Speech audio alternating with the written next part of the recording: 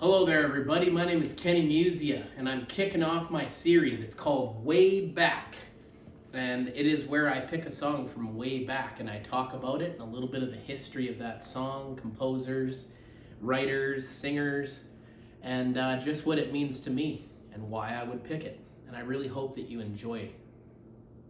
The song that I've chose for my first episode of this Wayback series is in the top 100 country and western songs ever written. It is called My Rifle, My Pony and Me by Dean Martin and Ricky Nelson. The song was composed and written by two very special Academy Award winners, Mr. Paul Francis Webster and Dimitri Tompkin. If you are like myself and you enjoy a good western movie, watch Rio Bravo. Rio Bravo was actually way ahead of its time, and in the scene where this song is actually filmed, you would almost think that they really recorded it live right there. It was so organic, but they did it in a studio. And we had Dean Martin with his velvety vibrato voice and Ricky Nelson sporting a pompadour in the, 1800s. I don't get teen sensation. They actually let him keep that pompadour. He was rivaling Elvis while Elvis was away in the army. I first seen the song when I was about 13 years old, watching this movie with my dad randomly in the living room.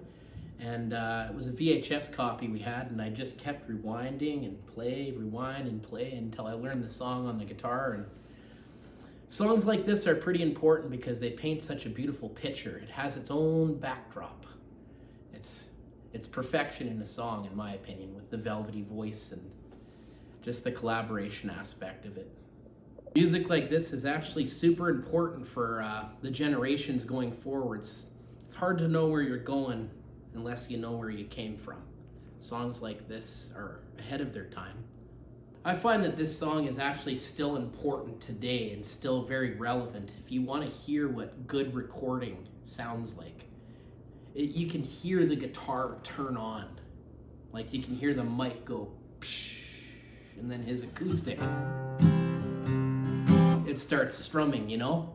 It's so interesting the way that they did things back then. The scene in the movie in which the song comes up, it actually looks super organic and as if it might have actually happened right then and there in that staged area, but it was recorded in a studio, and the depth and collaboration that it had is what drew me to it right away.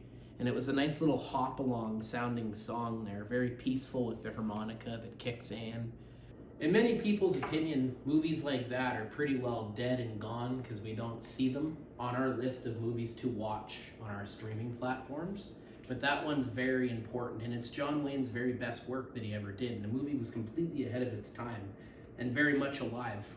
I decided to pick my 1957 J45 to do this episode with this specific song being from 1959, kind of close in the years together.